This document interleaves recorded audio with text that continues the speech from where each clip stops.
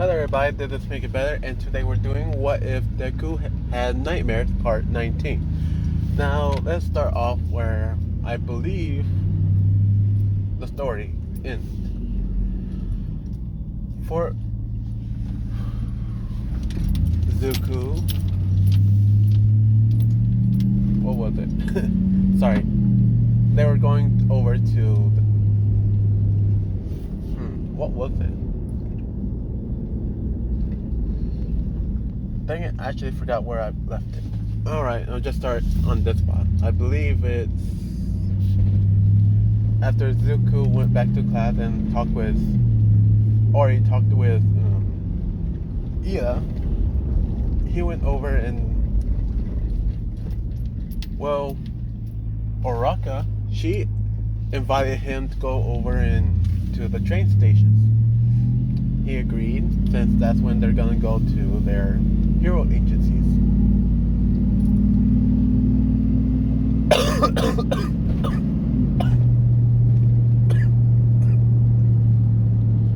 After that, they say their goodbyes and they went over to their hero agencies. Now, when Zuko gets into his, he knocks the door, no one answered.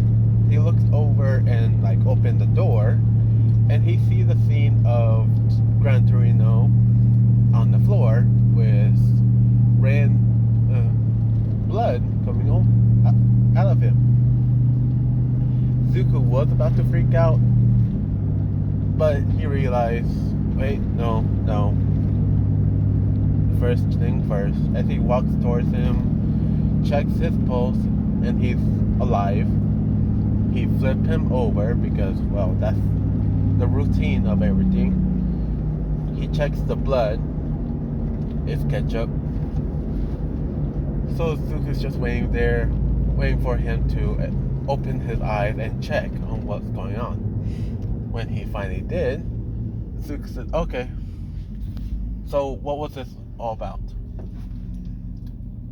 Which Gran Torino is kind of bummed out that his trick didn't work.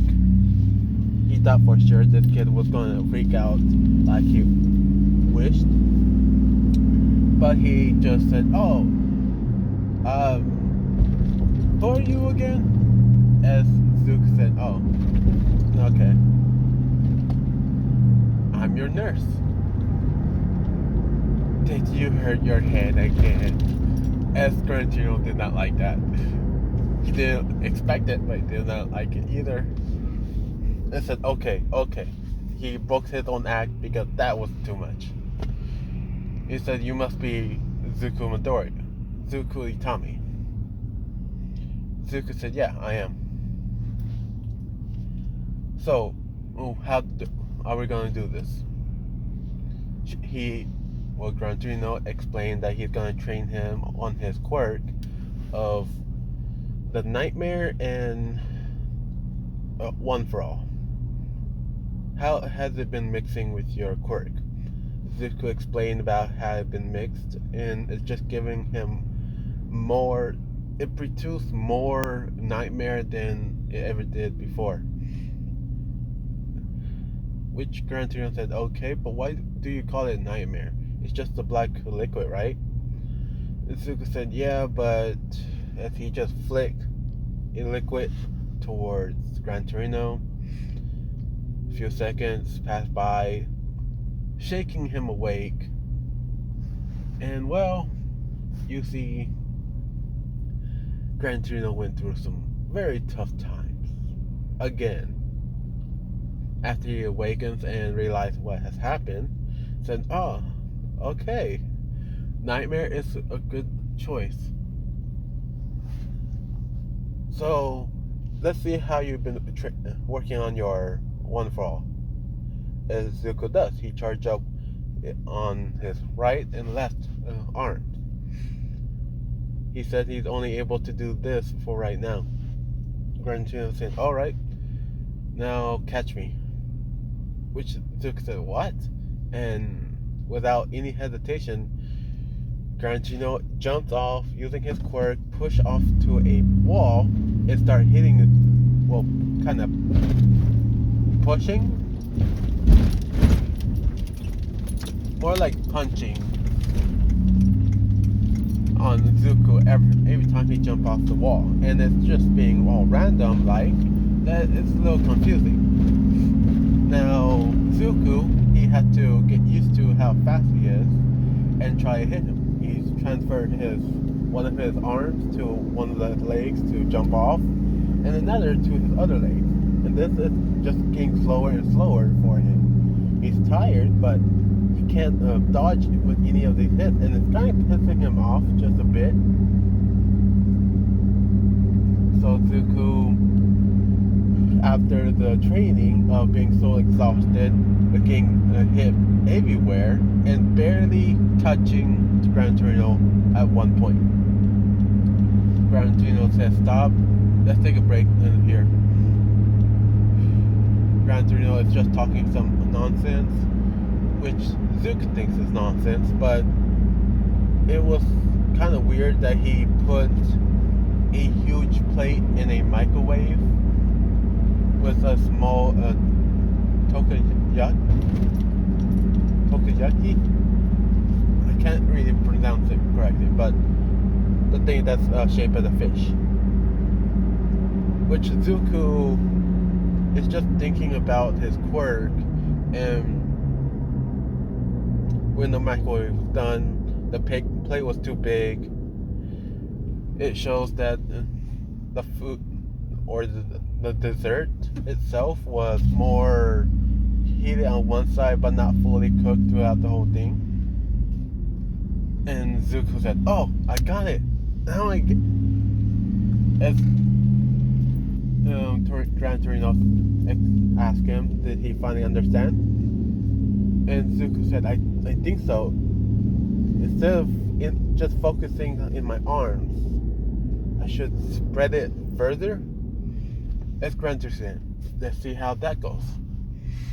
As Zuko does, he focused where he used to his arms, and then he tried to spread it out. As he does, when it passed down to his torso and starts going to his legs, the black liquid started to cover up his legs and his arms.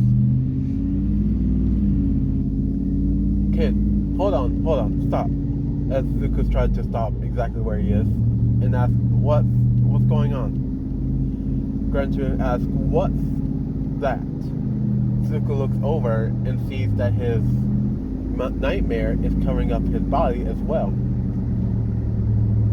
which Zuko doesn't understand, and he asks, I don't know, but it looks like my other quirk, nightmare, is coming out at the same time. What should I do? Gran Torino thinks about it and said, how about we keep going, see what will happen if it gets completely covered you. Do you know what will happen? Which Zuko said, no. I have no idea what's gonna happen. I never tried it. Which Gran Torino said, alright, let's see. Keep going. Zuko does, and he finally spread it out all to his body.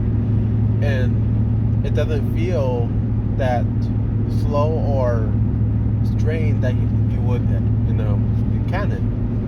But it feels more like wearing a swimsuit that's meant for deep divers. That kind of swimsuit. A full body covered, and it's very tight. And he's explaining this to Gran Torino. And Gran Torino asked him if he could go in further and cover your face too. As Zuko does, and this time the black ooze nightmare is coming over, covering up his head but not his face. It starts to cover his eyes but leaves his mouth open. Now Gran Torino ask him if he could move, as he does, and he's moving like any regular person with a suit on. At first it was a little weird, awkward, but Zuko get used to it.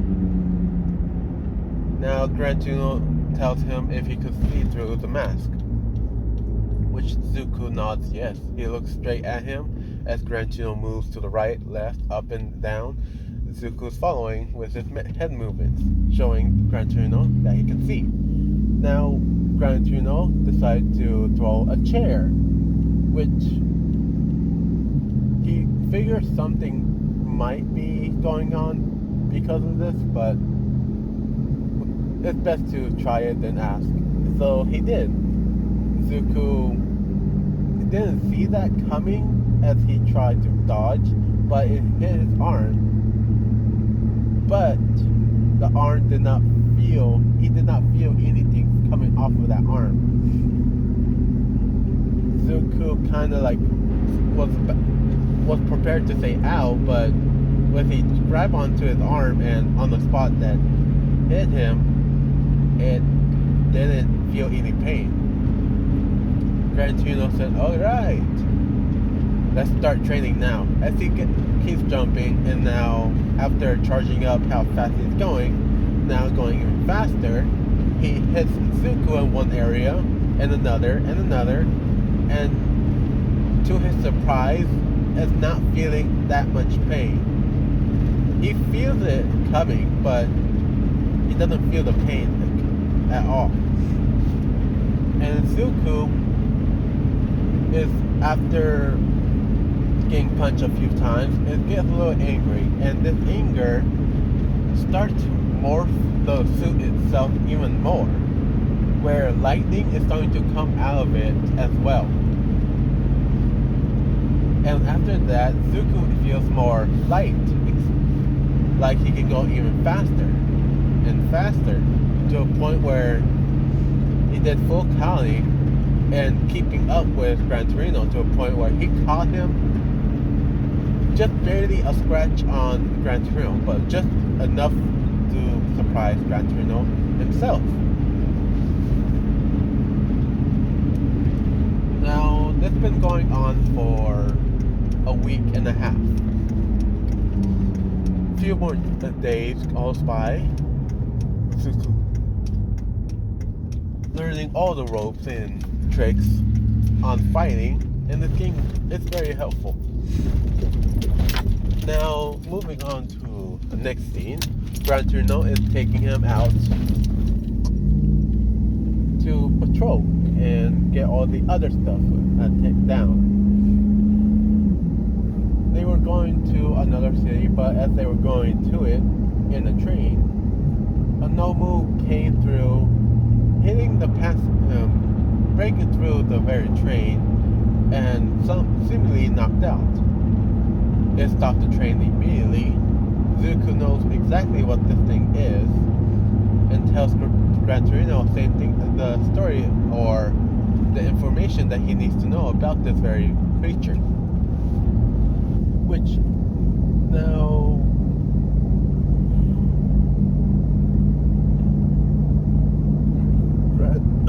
Gran Torino is thinking on what to do, so he tells Zuko to stay there as he takes care of these creatures as he jumps off. Zuko, not caring, jump off as well at same speed with Gran Torino. Gran Torino just says, alright, fine, but don't overdo it. You're still a student. Which Zuko said, of course. As he's taking down a few Nomus, he tells everybody else that what their weak points are. All of them are grateful for this and thinking this kid is just actually a pro hero. Listen to him, and they takes down each and every one of them with simple tricks, easily taking them down. But Endeavor going all over and destroying the whole body. Moving on, Zuko remembers that Ila is around in this city, so he throughout the week he was looking into more with Stain, and with his father helping him out of more details, learns one pattern. Each and every fight was in a closed-in alley, which with one entrance. And That means he had to look through every single alley in the city that he come cross by that is only a one entrance that has no other exit to get out from. So Zuko looks over and he decides to go to one street because he heard a yell. And as he went to one corner and then another, and he saw a corner of his eye stain and a blade going straight down into Ila. And Stain kneeling closer onto Ila, almost saying something, which gave Zuko enough chance to push off the very building straight towards Stain and punching him down, pushing him all and flying him back for a few yards actually, and he stands right in front of Ila, which Ila is very pissed about, and saying, "Get out of here! This is my battle. You're not supposed to be here. Just leave." And Zuko just smacks him across the face, saying, "Hey, I'm not doing what you say. Got it? I'm a hero, and that's what heroes do. Now, either shut up or help him." As he points over to Manuel. Manuel is still bleeding and basically passed out, but he is kind of okay. Which